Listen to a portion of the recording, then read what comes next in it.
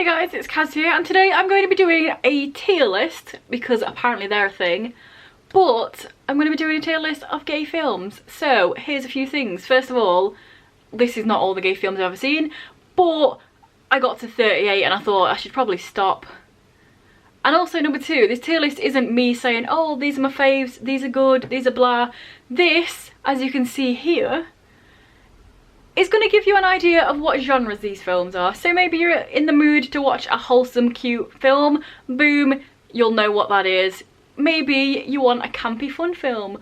Boom, you can watch that. So that's what this video is all about. Let's just get into it, because like I said, 38, quite a lot. Should probably start. Okay, so first up we've got Downriver. This is an Australian film, and I'm in two minds for where to put this. So basically this is like a drama-y, murdery type thing. This guy's just come back from prison. He spent a while there because he was accused of doing whatever to this missing kid. He was also a kid. He comes back to his hometown and he's trying to figure out what happened to this kid and who killed them, or how they went missing, or what happened basically. And here we go, right? I don't know whether to put it in light, because that means it's LGBT light. And it is kind of light, because most of the storyline is based around him trying to figure out what's happening. I don't know whether to put it in drama, because it is quite dramatical, or gritty and hard-hitting, because it is quite gritty, because of the whole, you know, a small child, toddler, goes missing, presumed dead kind of thing. So, I think... light or hard-hitting? Light or hard-hitting? Well, most of the main characters are gay, so I'm going to put it in hard-hitting. Boom. Next we've got Screwed. This is from Finland, so it's Finnish with English subs. And this is basically about this guy and then his family. He's trying to figure out his sexuality. There's a party. There's a lot of different stuff going on. So I feel like I should put it in drama, because the relationship is there, but also a lot of it is to do with family drama for the main character and his love interest. So for that reason, I'm putting it in drama. Next up, Shelter. This is American, and it's also the most fucking wholesome, cute, absolutely amazing film ever. So, you know, obviously, boom, straight there. But let me just talk about it for a second. It's amazing. It's just the cutest thing ever. It's about Zach, who likes to surf and do art, and is also slightly enamoured by his best friend's big brother, and it's just the cutest thing ever. Also, his nephew, Cody, is absolutely adorable, and it's like this found family type of thing.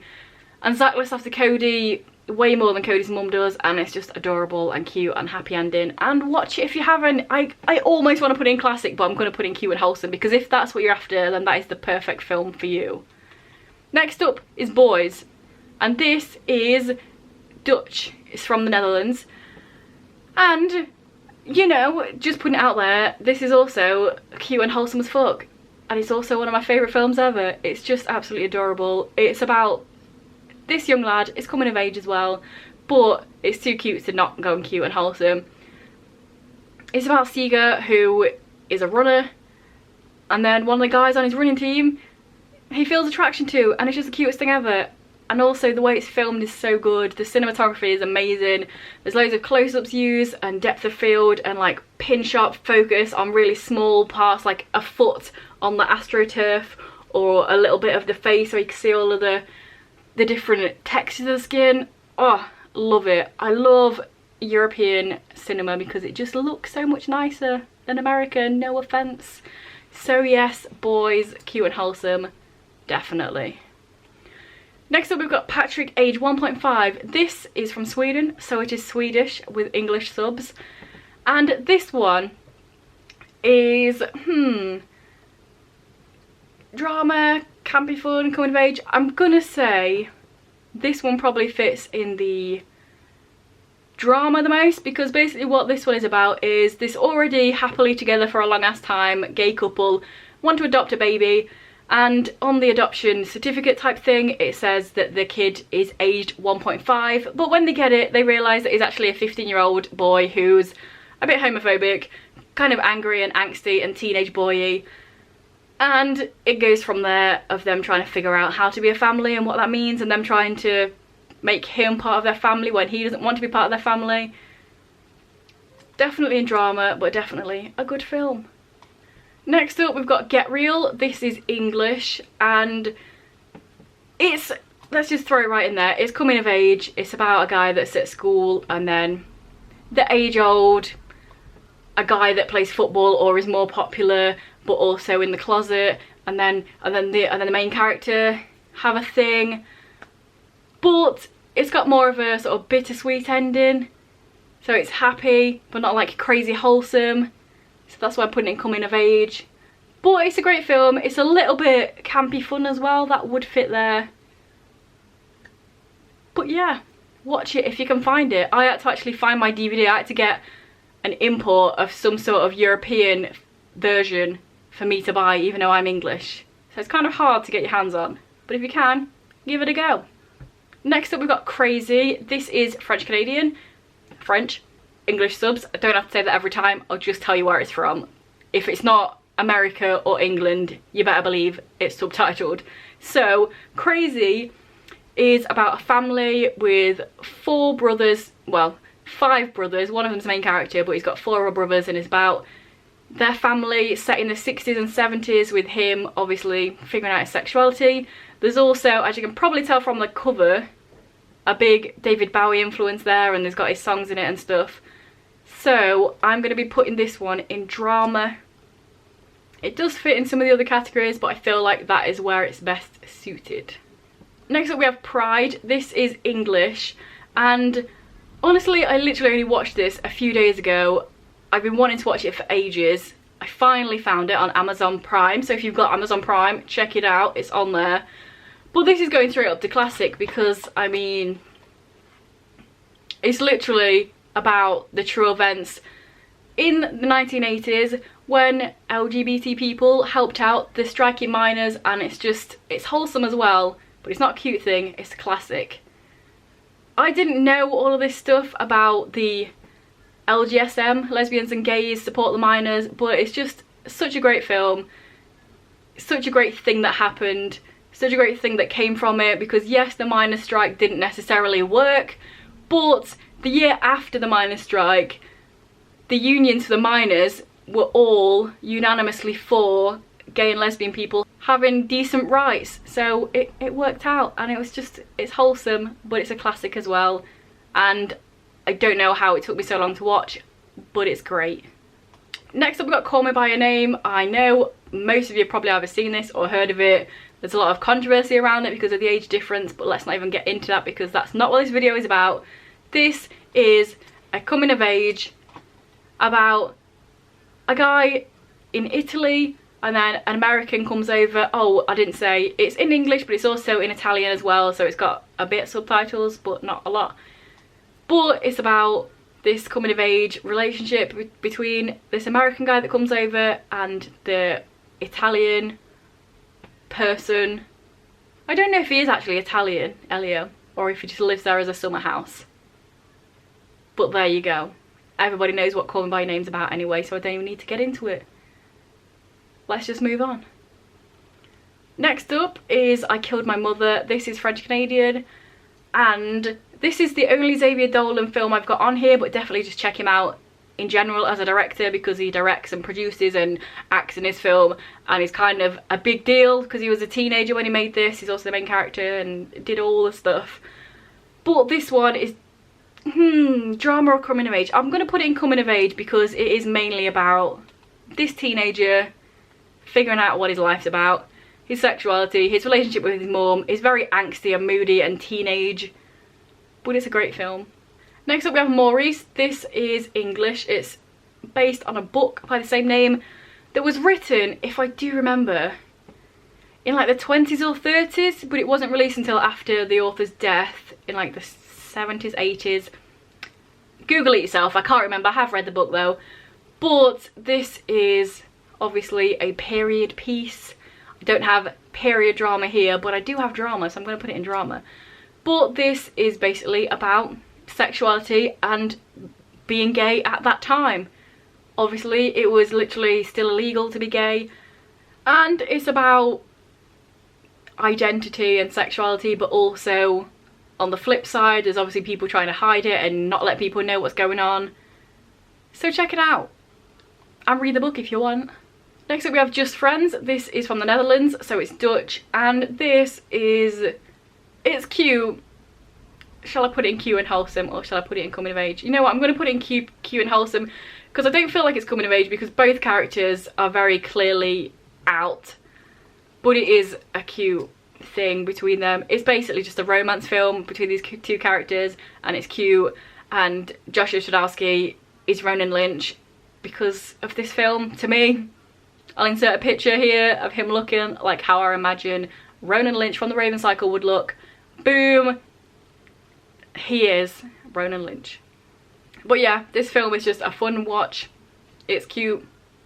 There's also a family thing. I feel like in most of these films there's some sort of family dynamic going on as well, which is good because it's not just about the relationship between the boys, it's between their family as well, and them and their parent. So give it a watch.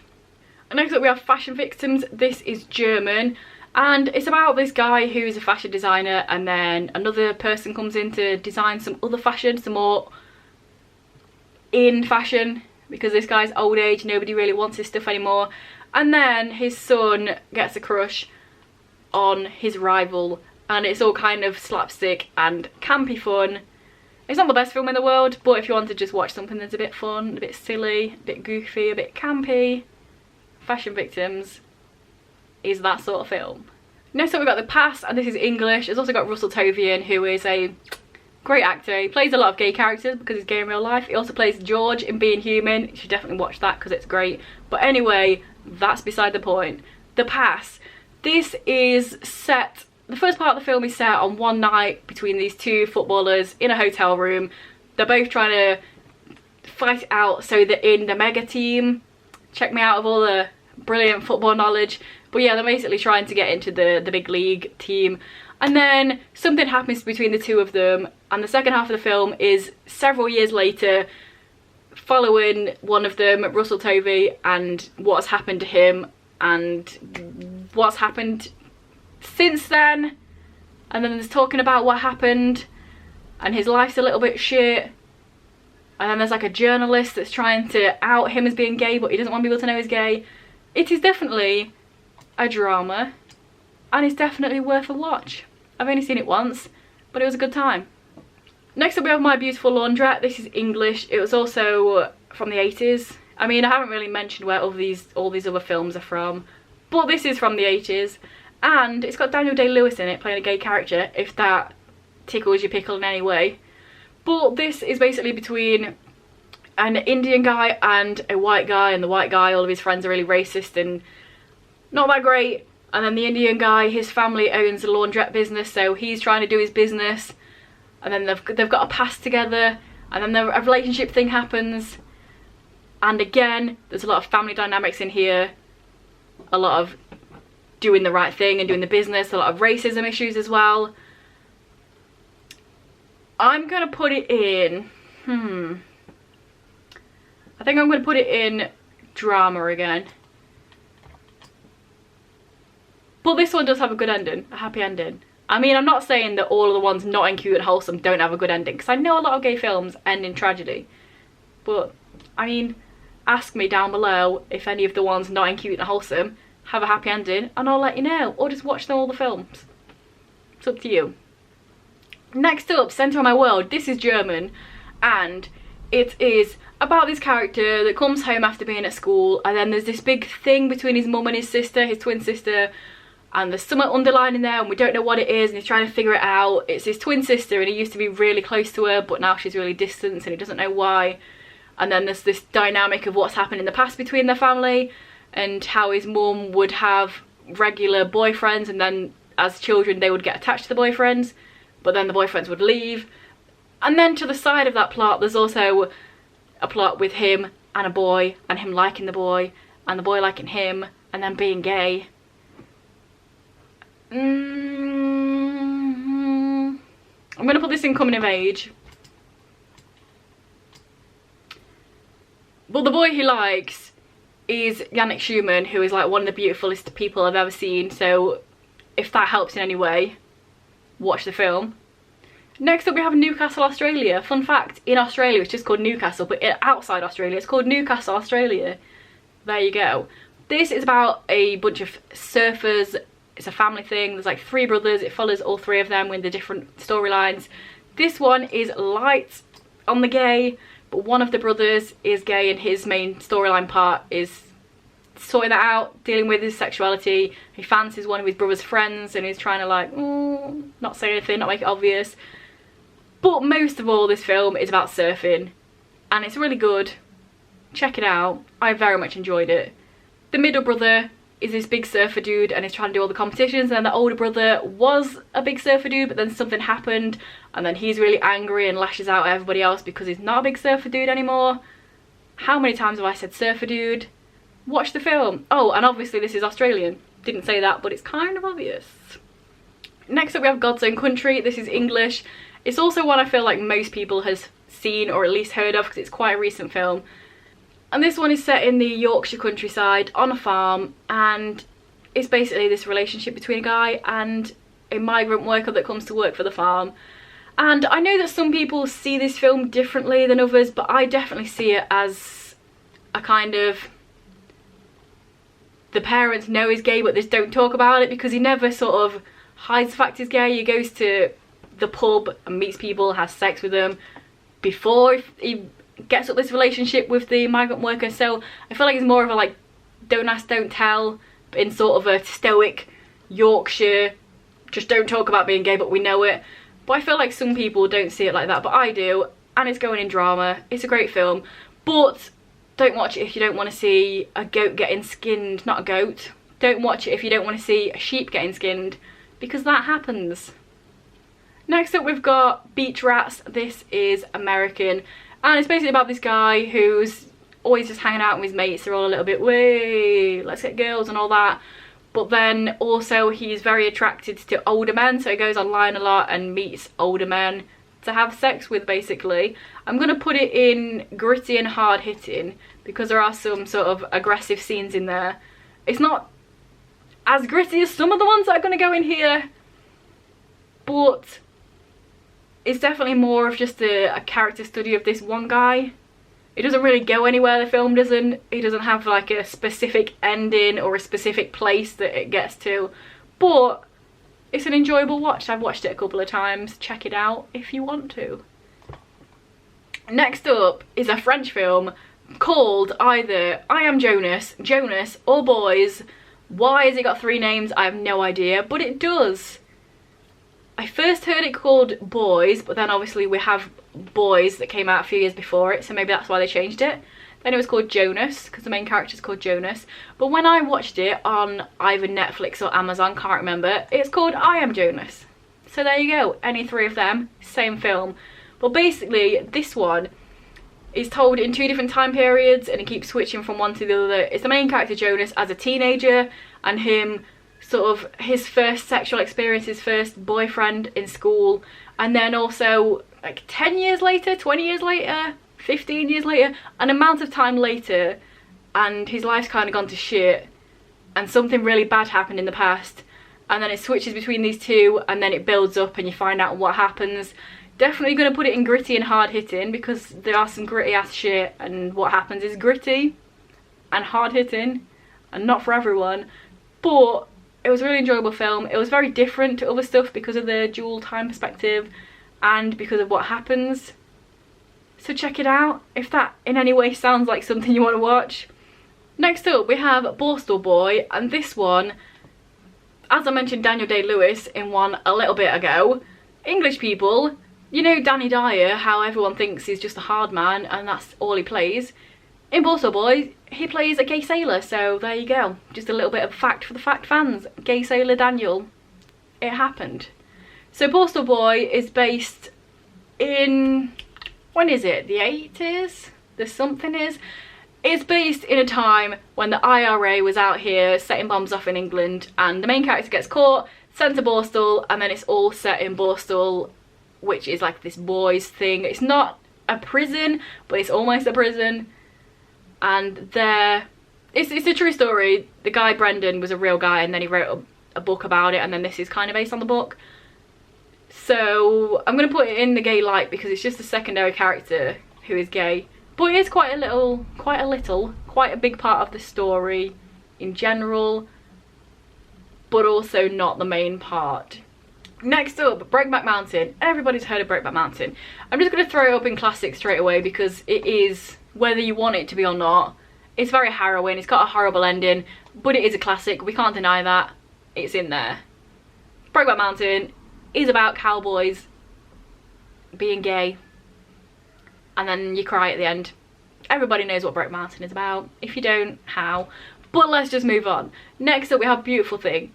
This is English, and I feel like I want to put it in classic as well because this, when was it released? Like 95, I think? Quite a while ago. Definitely the early 90s when this was released. But it is such a classic film. But also, should I put it in coming of age? But also, should I put it in cute and wholesome? It's a hard choice. Basically, this is about two boys who live next to each other. One of them, his brother and his dad, is a dick to him. So whenever they're a dick, he goes to sleep with his friend in his house. And then a relationship happens. And it's them coming of age, being cute and wholesome. It's a classic. But yeah, it's about them figuring out what that means and learning about gay culture. And they even go to see a drag act in the city that they're closest to. And it's got a load of Mama Cass music on it, and that's great. I didn't mention music in other ones, but Shelter has a great score as well. That's all Shane Mack songs, love that. Boys has an opening and closing song that I love called Dear Simon, I Apologise by someone, but it's a great song. But yes, A Beautiful Thing, I think classic. I'm going to put in classic because it is a classic. There, I said it. Moving on. Next up we have Moonlight, which again has to go in the classic. This was such a big thing when it came out. It won Oscars, like Brokeback Mountain as well. I think it's Oscars. Won awards, let's just say.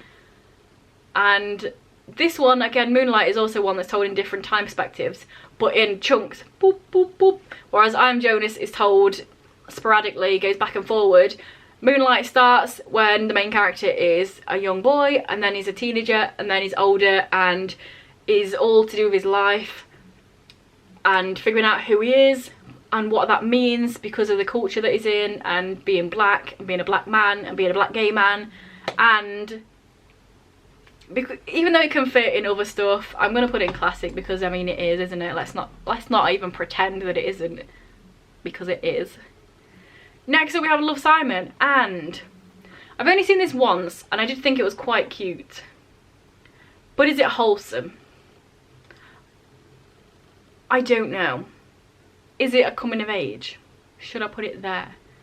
I feel like this is another one that most people have heard of. Love, Simon. It's based on Simon versus the Homo sapiens agenda. It's about Simon, who gets into like an online relationship thing with somebody and he doesn't know who it is, and then he's trying to figure out who it is, and then there's a blackmailer. I can't remember it really well, even though I've read it and watched it. I'm going to put it in coming of age because I don't think it deserves to be in cute and wholesome. Soz. Even though it kind of is going in coming of age. This is my video. I'll do what I want. Next up, The Way He Looks, which is Portuguese. It is Brazilian. So this one is another one that I'm kind of stuck with putting in cute and wholesome or coming of age. It's basically about this blind guy and then him figuring out his sexuality, and then one of his schoolmates, and then being cute together, cute and wholesome. But also I feel like it's more coming of age than cute and wholesome, because I feel like most of it is the discovery rather than the being in a relationship. That happens right at the end. Is that spoilers? Deal with it.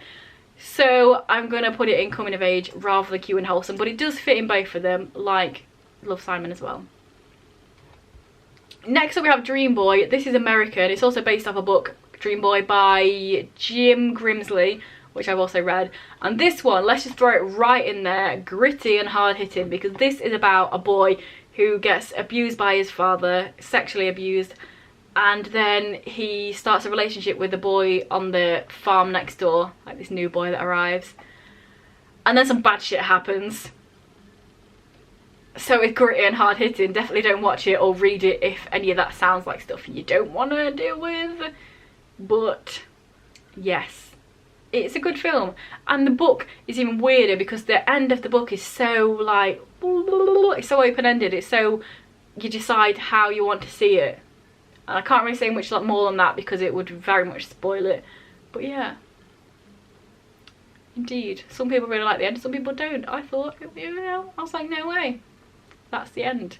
Let's move on because I'm just chatting shit right now. Akron, this is American, and this is about these two boys falling in love, but then there's this family secret that both of the families are a part of, but then they don't know, but then one finds out and he's like, oh shit, this happened to this family because they used to live in the same place when they were younger. But also, even though there's like this undertone of some sort of family drama in the background, I am going to put it in cute and wholesome because it pretty much is cute and wholesome. So we're going there. Next up we have Handsome Devil. This is Irish, and it's about these two characters. One of them is the person that people would pick on because he's different and weird. One of them is the new guy but is all good at rugby, so everybody loves him. And both of them are trying to deal with their sexuality. It's more of a friendship between those two. They're both dealing with stuff. It's not a lovey-dovey thing, which is nice to see a friendship bloom. So this one we're going in coming of age because it's both of them figuring this stuff out on their own but also together, and then being friends and then trying to deal with what's going on. Good times. That one's on Netflix. Quite a few of these you can find on Netflix or Amazon probably, depending on what country you're from. Don't know. Next up, Hurricane Bianca. Any of those of you who have seen Drag Race knows Bianca Del Rio, and if you don't know, how? And this is a film which is basically Bianca Del Rio being a fucking badass, being funny, being hilarious, can be fun, let's just throw it there right now. And honestly, this was better than I was expecting. I thought it would be some campy fun but also like cringy, but I genuinely really enjoyed the first film. There's another one called Hurricane Bianca from Russia with Hate, which isn't as good, but it has got Katya in as well. But this first film was actually really good. It's basically Roy is a teacher and is all like quiet and doesn't really have the attention of the class, and they all kind of pick on him and do what they want. And then instead of being Roy, he comes back as Bianca and just kicks everybody's ass. And it's just Bianca Del Rio. And it's a fun, great time. Next up we have Consequences. This is Slovenian, it's from Slovenia, and this one is about kind of like Borstal Boy in a way. It's like set in this home, this place where boys that are very naughty go, but it isn't like a prison type thing because they are allowed to leave. They leave at weekends but then come back and they have to sleep there for the week and do stuff there and do all their schooling there. But then it's mainly about gangs and picking fights with people and being aggressive, but also being really gay. Because as we all know, I mean, gang culture, gay. A bunch of angry men together beating people up, testosterone flying everywhere. Gay. But this is definitely going gritty and hard hitting because there's a lot of stuff going on. The gang beat up people, they're horrible to people. The ending is like crazy. It's not a fun ending, but the main character is gay and he is dealing with stuff, and one of the main gang member he's attracted to, so he's kind of using that to his advantage. It's a great film, but definitely not one for the faint-hearted because it is very aggressive and not a nice ending. There you go. Next up we have Latter Days. This is American, and it's let's just throw it right there, campy fun, because it's a little bit of a, like, you know, one of them cheesy sort of B movies, not B movie, but you know, like the cheaply made gay movies that all came out in like the 2000s. It's one of them, and it's about quite a campy gay guy falling for a Mormon, and then gay Mormon. You see, it happened before autobiography. But yeah, it's also got Joseph Gordon-Levitt in, but he does play an angry Mormon, so it's not his last time on this list either. We'll be there again soon. But yeah, it's just campy fun. A love thing between a closeted gay Mormon and an openly gay man. Moving on. Next up we've got Mario. This is Swiss, so it's from Switzerland. And this is about two guys, it's football again. And they live in the same apartment and they get in a relationship together, but it's all about this whole, you know, the community that surrounds football and how they're quite homophobic and how you don't really see many out football players. It's kind of that. So I'm definitely going to put this one in drama. There is the whole relationship between them, but it's also a drama-y. Should they be out? Should they stay in the closet? What's going to happen? How are the football people going to take it? Would they get kicked off? All that business. Boom. Drama. There we go. Next up we have Just a Question of Love. This is French and it's quite old actually. It came out in 2000, so it's 20 years old. Mad. And this one is a relationship between this guy who's in the closet and then he goes to sort of work for this botanist kind of guy. They're doing all the plant stuff and the outsidey, naturey stuff, greenhouse stuff. And then it's about them being in a relationship, but also, from what I remember, because I haven't seen this one in a long ass time, I think he has like a fake relationship with his best friend. He lives with his best girlfriend and then they pretend to be in a relationship because of his parents. But it is a positive film. I'm going to put it in drama or coming of age. I think I'm going to put it in drama. But again, that doesn't necessarily mean it's not wholesome in a way. Next up, something that's not wholesome, Mysterious Skin. Here's Joseph Gordon-Levitt again. This is also based on a film. This is also based on a book, Mysterious Skin, by Scott Haim. And this is a very, very, very much gritty, hard-hitting. So basically, in this one, two boys, when they were younger, got abused, basically. To cut a long story short, one of them remembers and has become a hustler, and a lot of his life revolves around sex.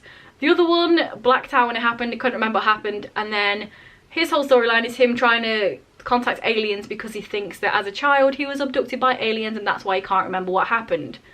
As you can tell, it's a very hard-hitting and dark and gritty film because of the subject matter, but it's a good one, but it's also a dark one, so there you go. All the content warnings there.